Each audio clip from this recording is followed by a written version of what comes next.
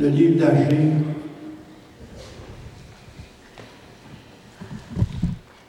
au chapitre 1, puis on va entrevoir le chapitre 2, parce que c'est juste 2 chapitres d'Agé.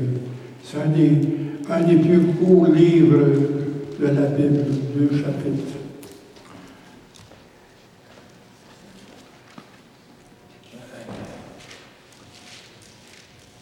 La seconde année du roi Darius, le premier jour du 6e mois, la parole de l'Éternel fut adressée par Agé, le prophète, à Zorobabel, fils de Shaltiel, gouverneur de Juda, et à Josué, fils de Josadak, leur souverain sacrificateur, en ces mots. Ainsi parle l'Éternel des armées. Ce peuple dit, le temps n'est pas venu de rebâtir la maison de l'Éternel. C'est pourquoi la parole de l'Éternel leur fut adressée par Agé, le prophète, en ces mots. Est-ce le temps pour vous d'habiter vos demeures lambrissées? Car cette maison est détruite. Ainsi parle l'Éternel des armées, considérez attentivement vos voies. Ça, c'est le thème principal. Considérez attentivement vos voies. Ça revient 4 fois. Vous semez beaucoup et vous recevrez peu. Vous mangez, vous n'êtes pas rassasiés. Vous buvez et vous n'êtes pas désaltérés. Vous êtes vêtus, vous n'avez pas chaud. Le salaire de celui qui est à gage tombe dans un sac percé. Ainsi parle l'Éternel des armées. Considérez attentivement vos voies. Montez sur la montagne à portée du bois et bâtissez la maison.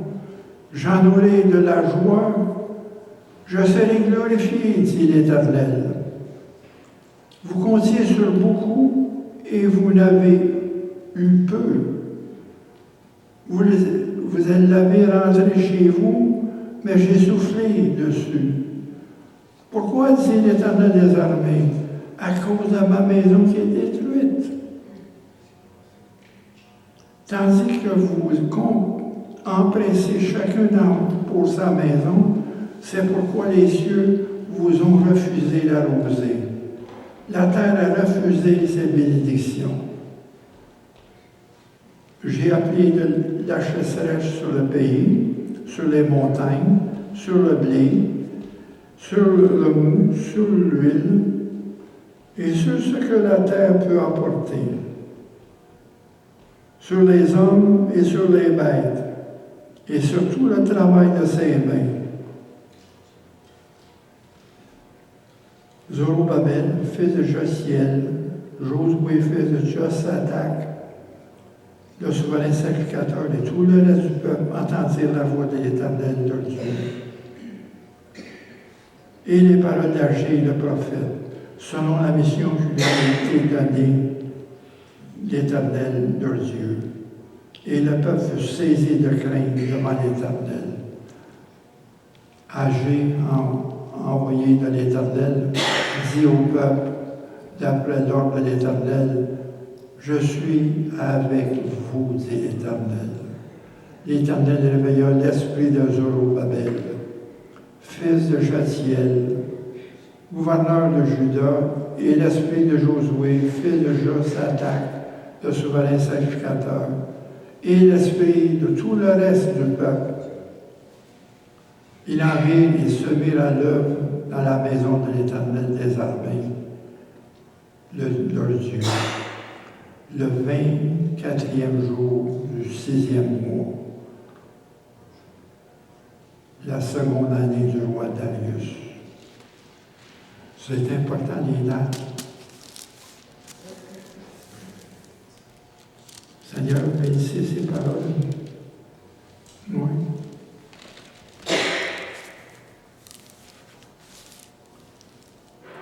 Mettez une onction sur ces paroles, Seigneur, et chacun de nous, Seigneur. ce matin. On vous donne au ciel Jésus-Christ. Amen.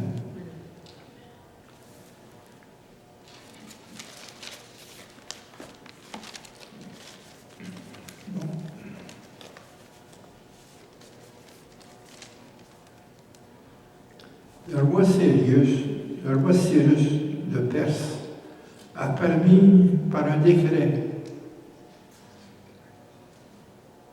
selon l'ordre de Dieu qui lui a donné, de bâtir sa maison en 538.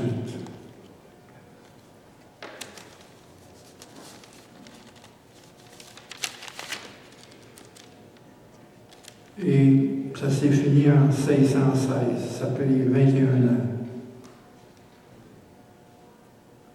Il y a eu une interruption de 16 ans.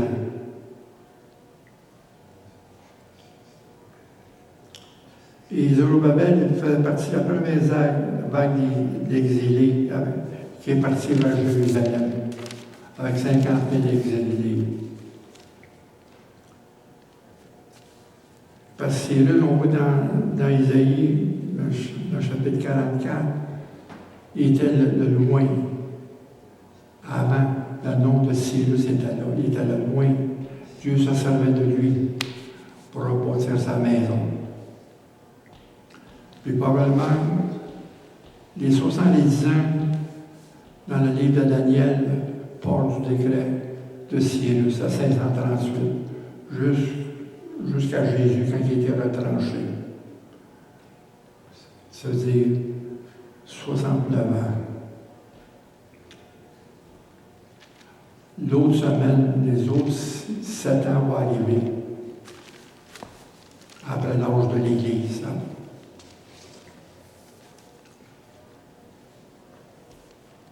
Parce que ça, on regarde ça dans le livre de Daniel. Parce que dans le livre de Daniel, on voit que Cyrus a reconnu le Dieu de Daniel. Le vrai Dieu sur la terre, qui damnait sur la terre. Oui. L'Éternel a réveillé l'esprit de Cyrus après que Jérémie lui adressa la parole.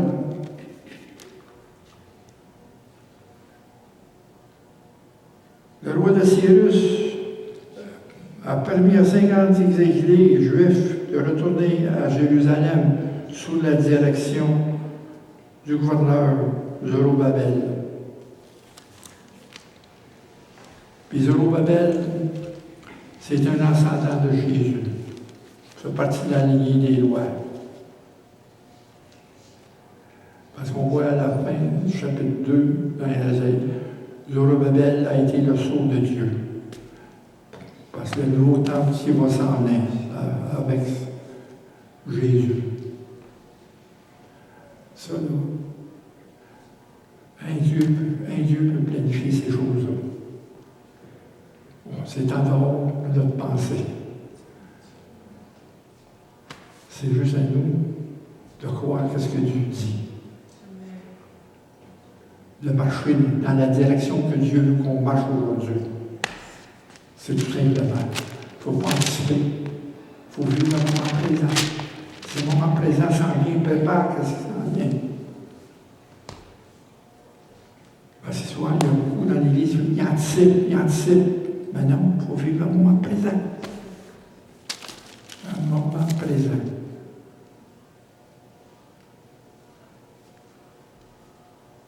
Puis dans la seconde année, c'est au-dessus, en 538, ils sont partis. C'est en 536 qu'ils ont commencé à bâtir le temple. Ils ont mis les fondements. 2 ans après qu'ils sont partis. Et ça a duré jusqu'à... ça n'a pas duré parce qu'il y a eu de l'opposition. Mais en raison de l'opposition des Samaritains, le travail dut être interrompu pendant 16 ans. On voit ça dans Esdras, au chapitre 3. Parce que tout le temps, à partir de Cyrus jusqu'à Darius, il y a eu de l'opposition tout le temps. Et à Cyrus, qui a remplacé Cyrus, c'est lui qui a mis l'interdiction. une interdiction pour bâtir la ville et arrêter le temple.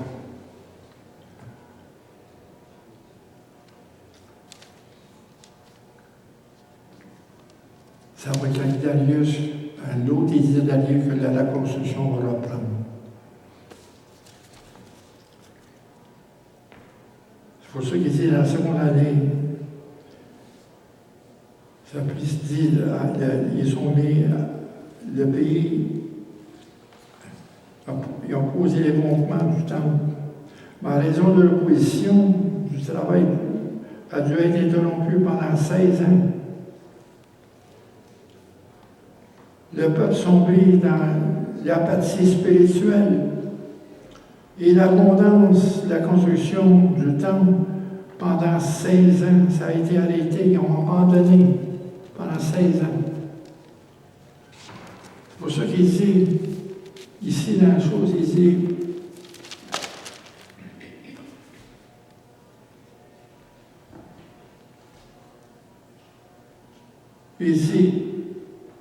le peuple dit, le temps n'est pas venu de rebâtir la maison de l'Éternel. C'est pourquoi la parole de l'Éternel fut adressée par Jésus, le prophète, en ces mots. Est-ce le temps d'habiter vos demeures lambrissées quand cette maison est détruite? C'est question de mettre en priorité.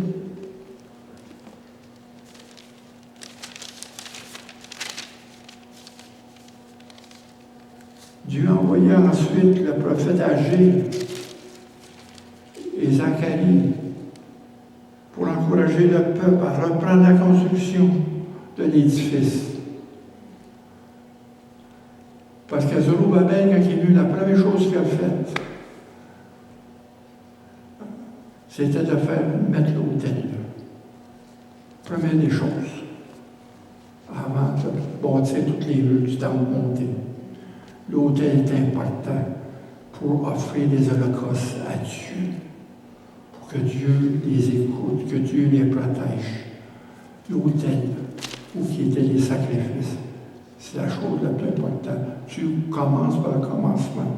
Ils n'ont pas commencé à bâtir la bâtisse pour mettre l'autel, ils ont mis l'autel avant. Et là, ils ont commencé à mettre les fondements, mais c'est là qu'il est arrêté pendant 16 ans. Ça, c'est juste vous mettre dans le contexte.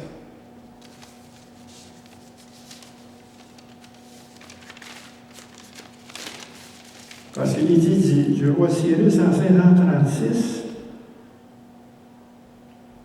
ils ont commencé la construction en 536, il y a eu une interruption, et ça a repris en 516 avec Darius. La deuxième partie, de 520 à 516. Ça a duré 21 ans. Et Esdras, dans le livre d'Esdras, c'est qu'Esdras est venu 60 ans après la complétion du temple, avec un autre, d'autres exilés. Il a amené, lui, les ustensiles du temple et tous les objets d'or que le Cyrus avait recueillis du peuple avant de passer.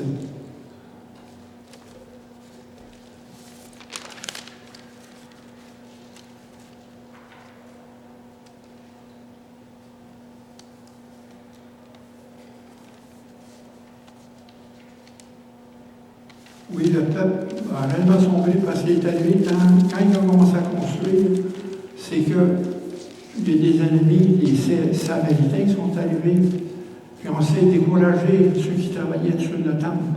La même chose avec Néhémie quand ils ont bâti les murs. C'est la même chose, c'est les découragés. C'est pour ça qu'ils ont sombré. Ils ont abandonné le temple. Ils ont eu une apathie spirituelle qui est arrivée.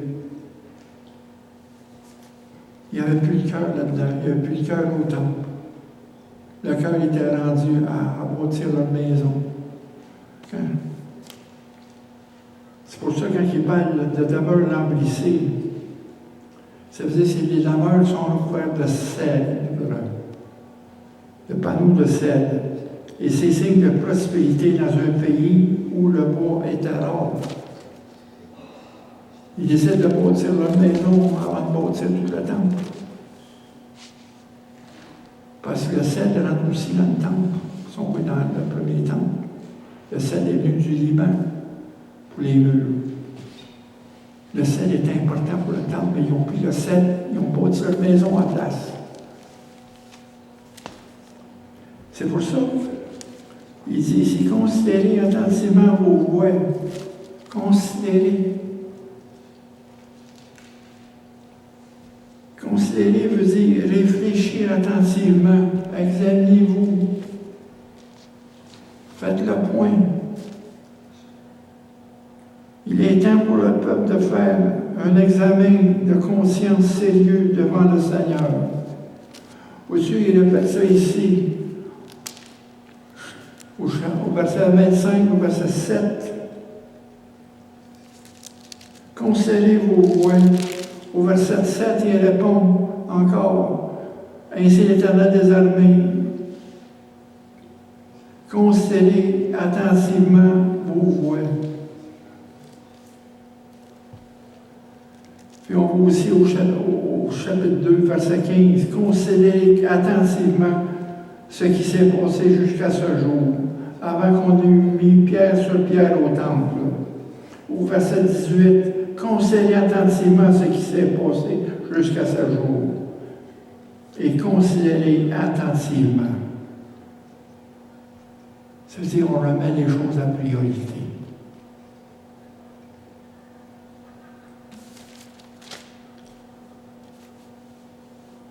Dieu voulait que le peuple s'arrête suffisamment longtemps dans son emploi de temps pour évaluer sa vie à la lumière de la parole. Oui. Ça, c'est une leçon qu'on apprend. C'est qu'est-ce que Dieu nous dit aujourd'hui. Il faut s'arrêter. C'est comme dans le psaume 46. Arrêtez et reconnus que je suis Dieu. Je domine sur les nations, je domine sur toute la terre. Oui.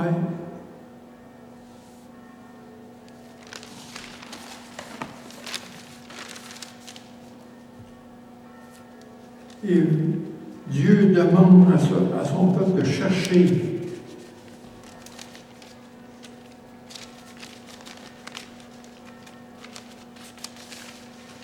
à comprendre pourquoi il n'avait pas été béni par lui dans le passé. Pourquoi il n'a pas été béni. Ou si il y a eu une sécheresse.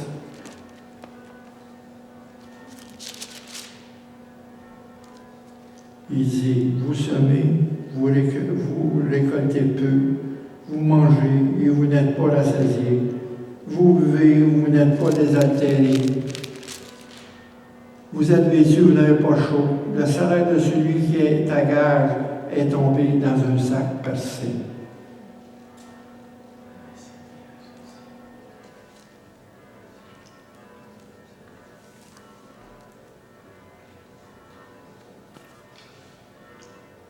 Puis il dit la même chose ici, au chapitre 2. Je vous ai frappé par la rouille, par le niel, par le grêle. J'ai frappé tout le travail de vos mains. Verset 17, chapitre 2. Malgré cela, vous n'êtes pas revenus à moi. Oui. Oui, c'est vrai. Combien de fois que le monde a pensé qu'ils travaillent des sacs passés, ils n'arrivent pas. Ils ne sont pas prospères.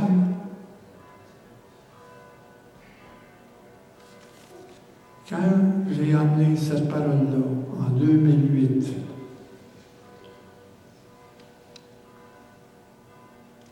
le dimanche, le lundi, c'était le plus gros crash qui n'a pas arrivé dans Wall Street. Il y a eu une crise. Ouais. Puis attendez, qu'est-ce qui va arriver aujourd'hui encore? Dieu peut toucher tous les aspects de la vie, de toute une nation, de tout le monde.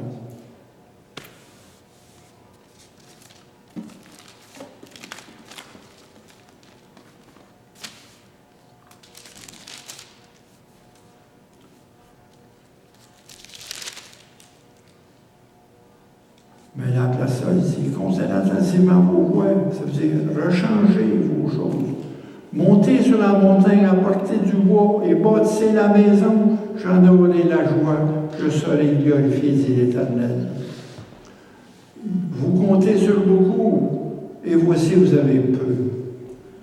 Vous l'avez rentré chez vous, mais j'ai soufflé dessus. Qu'est-ce que le peu vous aviez? Vous l'avez perdu. Mais pourquoi, dit l'Éternel? C'est à cause de ma maison qui est détruite, tandis que vous embrassez chacun pour votre maison, chacun pour votre propre vie. Vous avez votre vie à l'avant de tout ça. C'est ça que ça veut dire.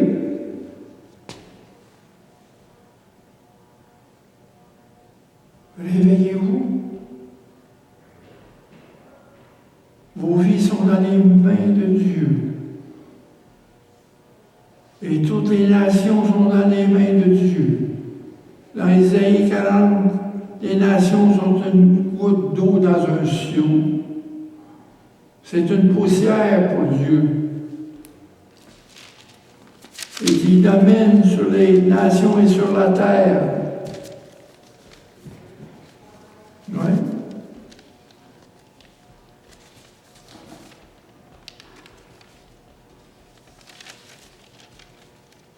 Mais maintenant, étant donné qu'ils sont destinés à reconstruire, Dieu les ferait réussir dans leur entreprise. On voit ça un chapitre ici, à la fin du chapitre 2. C'est dans ce lieu, je donnerai la paix, dit l'Éternel des armées. Dieu va donner une bénédiction aussitôt qu'on va recommencer à bâtir.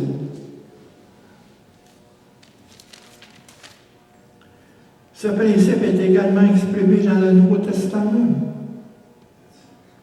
La faveur, l'amour, la communion avec Dieu nous sont accordés que lorsque nous centrons, nous continuons à le chercher et à obéir à ses commandements.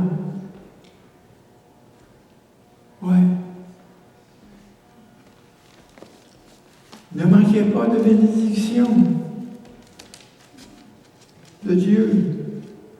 Ils ont trouvé des excuses pour vivre égoïstement. Pour cela, ils ont connu des difficultés.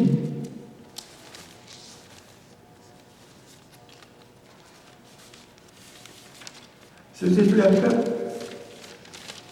Ils travaillaient dur, mais ils ne rapportaient rien. Malgré leurs efforts, ils tournaient en rond.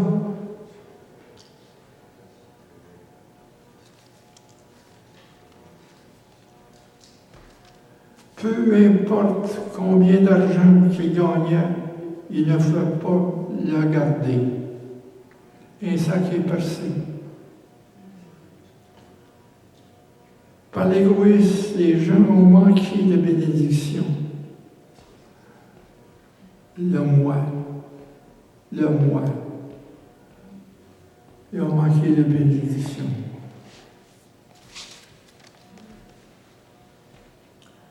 Parce que les gens avaient repoussé Dieu hors de leur champ d'action. Ils ont souffert dans tous les domaines. Ils ont repoussé Dieu dans tous les champs d'action.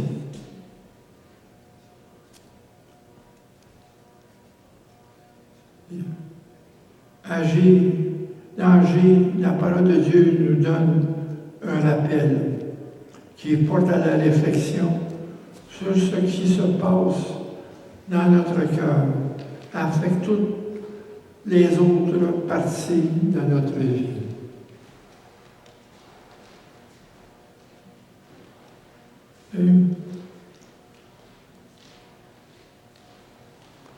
Il faut prendre le temps d'évaluer notre position en Christ, notre rapport avec le Christ. Dans ce qui est décrit dans le livre d'Agé,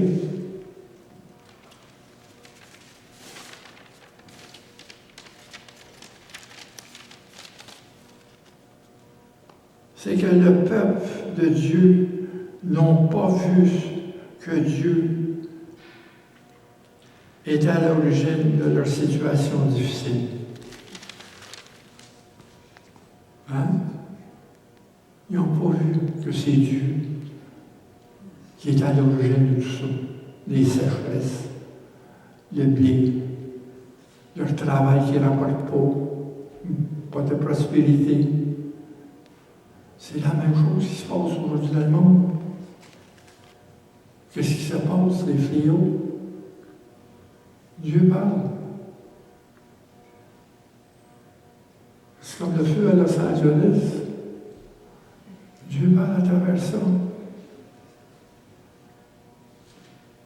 Où c'est que le feu a pris? C'est tout sur les riches. Hollywood.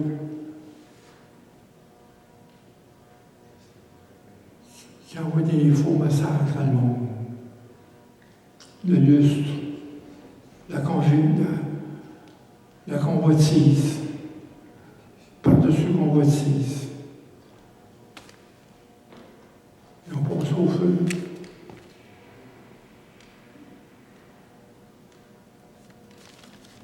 C'est que souvent, il faut avoir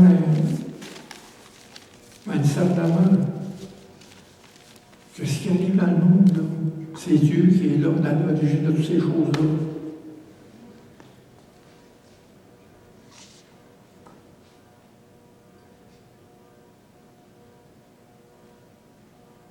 Vous dites, là, moi, qu'est-ce qui se passe en Haïti? Le malheur qu'il y a là, la malédiction qu'il y a là, c'est Dieu qui est là-dedans. Il faut qu'Haïti se répande avant d'être délivré. Ce n'est pas l'argent qui va les sortir de là. Du tout. C'est la repentance. Qui sont vendus au vaudou, ou même, qui contrôlent toute leur vie. Ils sont teintés, même dans les églises. C'est un exemple pour nous. On a aussi notre forteresse ici, dans notre pays, dans nos villes. On a nos forteresses encore. Il y a des hommes forts qui nous contrôlent, qui contrôlent le gouvernement. C'est pas juste Haïti, il y a de la corruption ici. Il faut se repentir, nous aussi.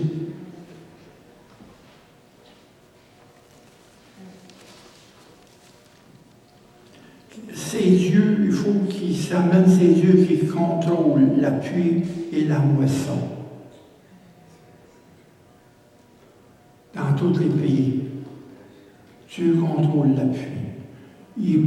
Il peut pleuvoir sur le méchant comme sur le juste. Le soleil se lève pour le méchant comme sur le juste.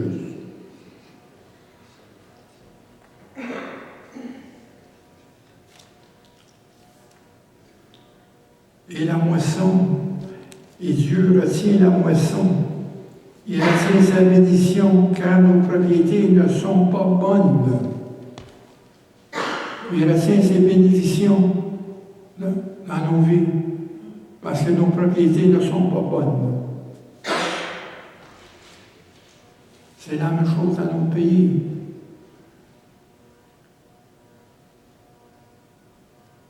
J'ai regardé l'histoire du Québec avec nos ancêtres qui étaient dans les champs. À tous les midis, ils louaient Dieu pour la moisson. À tous les midis, à Cancaca. Oubliez qui c'est qui les dirigeait. Mais ils louaient Dieu. Ils étaient prospères. Ils n'étaient pas riches, mais ils étaient heureux et prospères. Il y avait de la moisson, il y avait du bétail. Il fait passer l'hiver sans travailler. Oui. Si vous regardez l'histoire du Québec, l'histoire de l'Église dans le Québec, le rapport du peuple avec l'Église. Aujourd'hui, qu'est-ce qu'on a fait? Malgré on a mis la faute sur l'Église catholique, mais on ne s'est pas regardé. On ne sait pas le garder.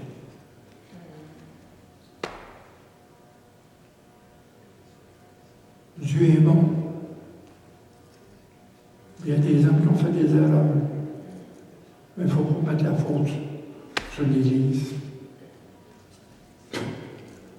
Est-ce qu'on fait comme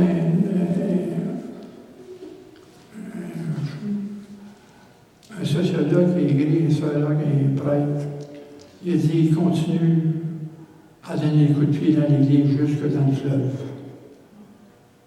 Où c'est l'Église aujourd'hui? Regardez aussi comment on vit aujourd'hui.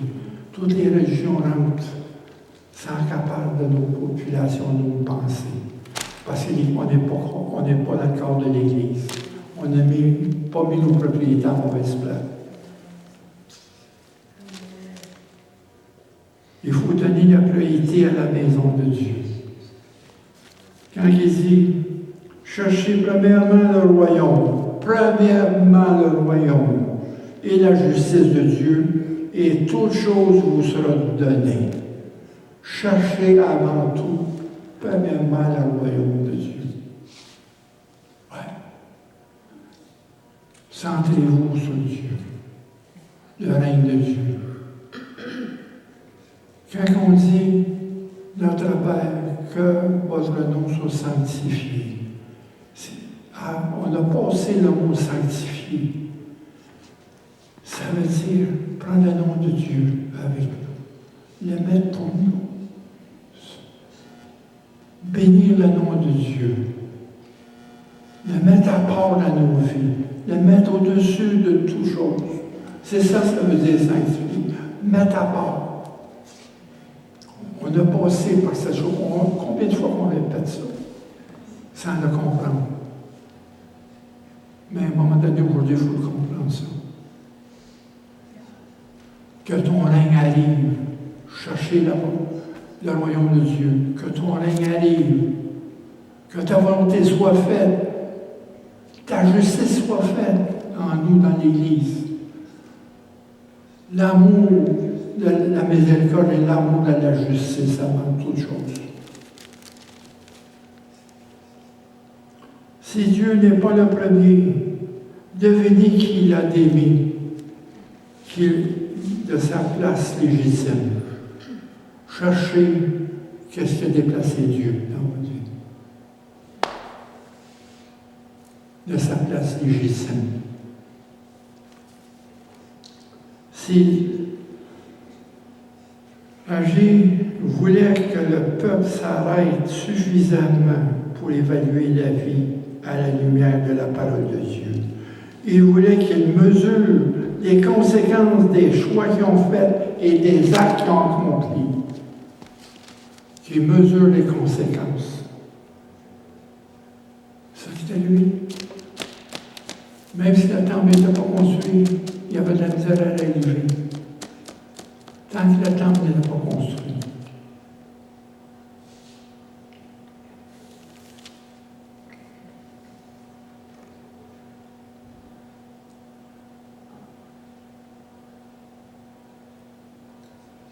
Tu sais, la richesse, la grâce de Dieu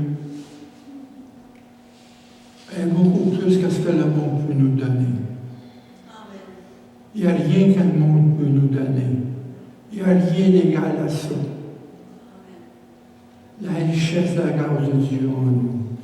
Connaître Dieu, c'est un privilège.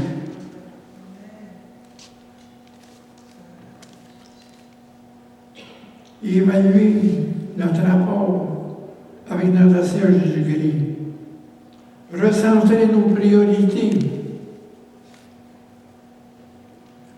Que le Seigneur soit le centre de notre vie et de ce que nous faisons.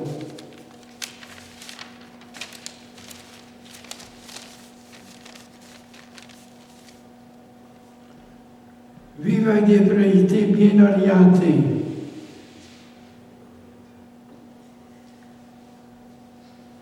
Qui se rattachent à Dieu. Le centre suprême de nos vies.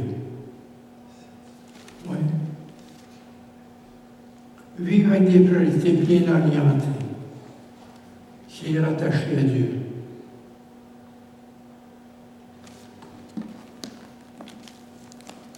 Les instructions sont là. Les conseils sont là. La prière est là. Dieu vous parle à travers la prière. Il ne nous parle pas juste seulement avec la parole, mais il nous parle aussi en dehors de la parole. Il nous enferme dans la parole. Vous savez, la parole, au début, c'est un logos. Mais quand la parole devient révélée, ça devient rima. C'est une parole qui est effective dans vos vies. Devient rima.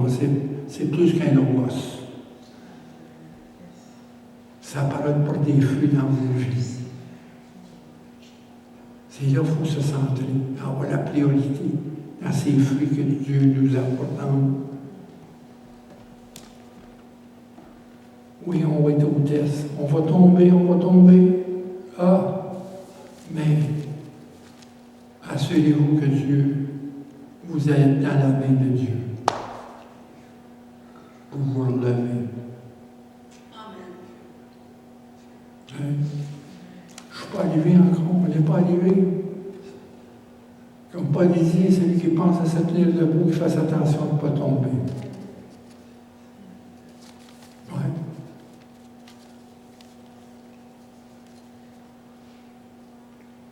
Nous devons être radicaux à suivre Jésus, complètement, tourner le dos au monde, suivre Jésus, être radical. C'est pas un pied dans le monde et un pied dans le royaume, c'est les deux pieds dans le royaume avec Jésus. Les deux pieds. Pas un pied dans le monde et un pied dans le royaume. Il faut être réellement radical et suivre Jésus.